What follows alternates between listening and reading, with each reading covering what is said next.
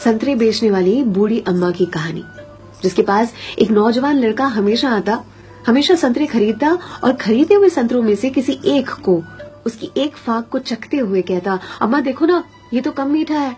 और अम्मा हमेशा दूसरी फाक को चखते हुए कहती, नहीं बेटा, ये तो बराबर मीठा है। फिर भी ये लड़का बड़ी बेरुखी के साथ उसे खुले हुए संतरे को वहीं ठेले पर छोड़कर चलता बनता। अब इस नौजवान के साथ उसकी पत्नी भी हमेशा हुआ करती। एक दिन पत्नी ने पूछा, ये जो तुम हर बार अम्मा के ठेले पर पहुंचकर नौटंकी शुरू कर देते हो, ये संतरा तो कम मीठा है, ये संतरा तो कम मीठा है। संतरे तो मैंने भी चखे हैं, बराबर होते हैं, लेकिन फिर इस नौटंकी के पीछे राज क्या है, चाहते क्या हो तुम?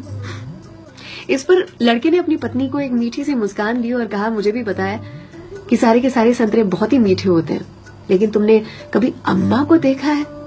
अम्मा इतनी गरीब है कि जो बेचती हैं उन्होंने कभी चखा भी नहीं होगा, इसीलिए तो एक खुला हुआ संतरा उनके ठेले पर छोड़कर आ जाता हूँ, मेरी ओर से उनके लिए।